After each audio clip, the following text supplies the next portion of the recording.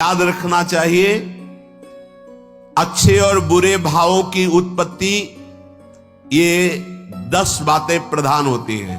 आपके अंदर अच्छे भाव आ रहे या बुरे भाव आ रहे तो उनमें 10 बातें प्रधान हैं। पहला, स्थान।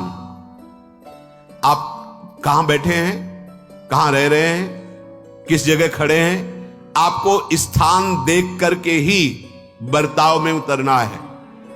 जैसे मंदिरालय है, आप वहां खड़े होंगे तो तमोगुण अपने आप बढ़ने लगेगा, आसुरी प्रवृत्ति बढ़ने लगेगी। ऐसे ऐसे जिस स्थान पर खड़े होने से, देखने से, बात करने से हमारी वृत्ति बिगड़ रही, उस स्थान का तत्काल त्याग कर देना चाहिए, वहां से हट जाना चाहिए। पहला है स्थान। जैसे सत्संग, यमुना जी का एकांतिक पावन तट, किसी लता के नीचे, किसी संत भगवान के सानिध्य में, अब हमारा ये स्थान भजन वृत्ति बढ़ाएगा। उस व्यक्ति का घर जिसके पास जाने से वासनाएं बढ़ रही, उस स्थान में जहां दृश्य देखने से हमारे अंदर गंदी बातें आ रही, पहला है स्थान। दूसरा है अन्न। बहुत बड़ा प्रभाव अन्न का होता है। अगर अधर्म के द्वारा कमाया हुआ अन्न है तो बुद्धि अधर्म में ही लगेगी। यदि भोजन पकाते समय, रसोई रांधते समय आप विकारात्मक चिंतन कर रहे हैं तो कोई भी प्रसाद पाए उसके अंदर विकार जागृत हो जाएगा। अन्न का बहुत बड़ा प्रभाव पड़ता है। एक बार पूज्य पाद उड़िया बाबा जी महाराज अपने परिकर के साथ भ्रमण में थे तो किसी बड़े धनी मानी ने निमंत्रण दिया, महाराज आज यहीं रुको। तो बाबा ने कहा हम लोग गांव के अंदर नहीं रुकते, तो बाहर कोई वृक्षों का समुदाय, जंगल जैसा, तो उसमें वहां रुके, पर भोजन उनकी तरफ से, भोजन सबने पाया। जब सुबह हुआ तो महात्मा जन, साधक जन एक दूसरे की तरफ देखे और बोले आज तो हमको बड़ा दोष हुआ, गंदा स्वप्न आया और हमारा संयम बिगड़ गया। बोले ये तो हमको भी हुआ, जितने थे सबको हुआ।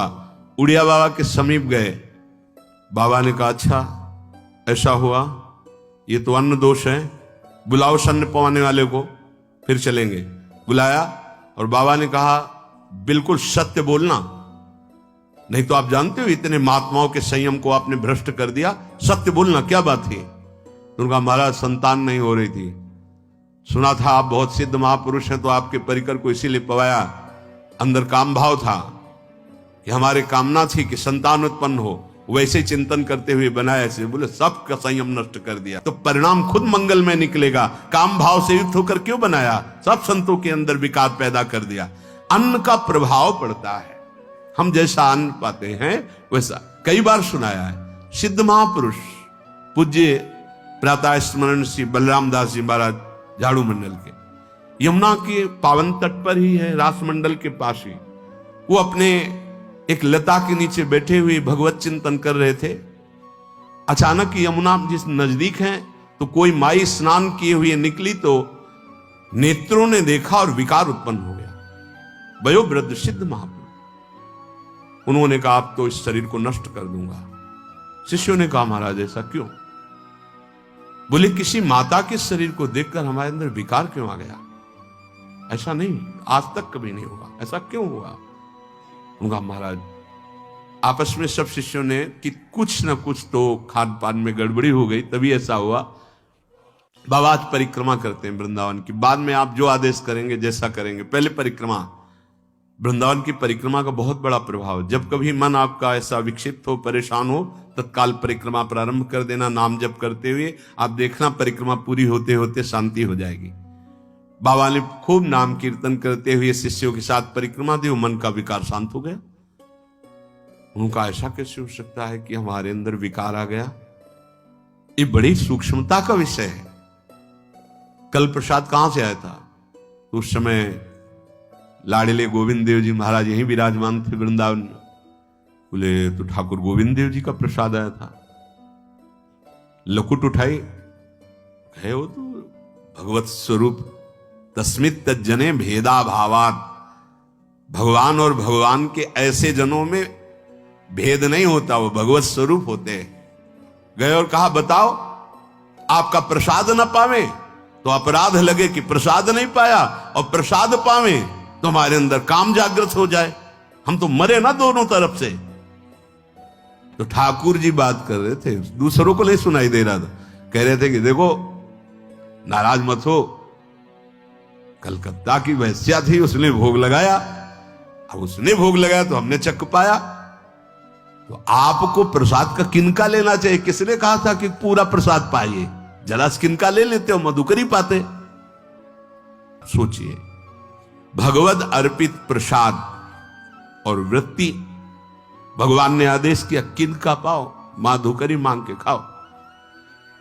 यहां वर्णन कर रहे, यदि हम अन्न थोड़ा भी हमारे अंदर दूषित चला गया, तो जब कभी ऐसी विकार की भावना हो, आपके अंदर विकार बन रहा है, तो खोजिए।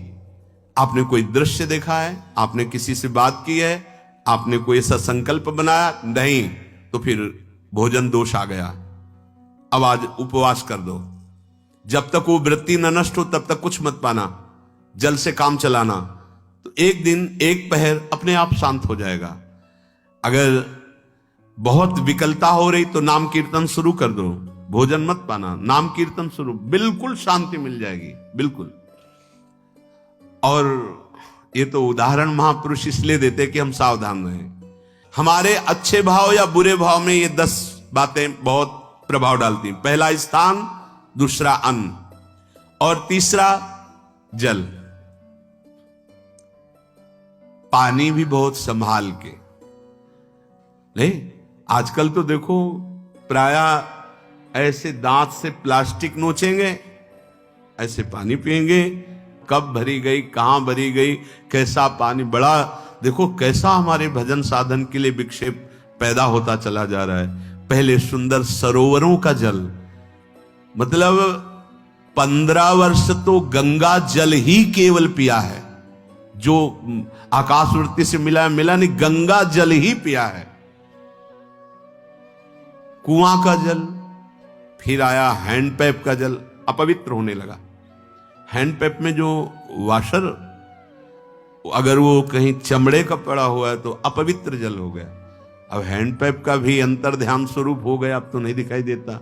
अब रह गया है मोटर से निकले और फिल्टर में जाए, वो मशीन जो फिल्टर करती पानी को, आरओ, उससे। अब वो जिनके पास है तो है, नहीं तो परिक्रमा लगाया हो, आपको पानी पीने को नहीं मिलेगा। देखो कैसा समय आ गया। भोजन, पहले कोई दगाबाजी भोजन में तो नहीं करता था। गांव में जब जिसके यहां दूध बेचा जाता था ना, उसको बहुत लघु दृष्टि से देखा है, गाय माए एक बराबर होती है, ये दूध बेचता है। 10-5 किलो मठा तो आप ऐसे मांग के ले सकते थे, अगर अड़ोस पड़ोस में वो मठा मिल जाएगा। जब कोई उत्सव होता, फ्री दूध 100, 200, 500 किलो पूरे गांव के सब दे देते। जल का प्रभाव पड़ता है। जैसे हम गंगा जल पीते थे, सही कहते हैं, कई दिन जब भोजन नहीं मिलता तो पूरी पौष्टिकता गंगा जल से मिलती थी। गंगा माता के जल से ऐसा लगता था मानो हम परम पावन अमृत पान कर रहे हैं, सारी पौष्टिकता मिलती थी। कुएं का जल अपने आप में पौष्टिकता से युक्त होता, जो हमें चाहिए। आज देखो जल की समस्या हो गई।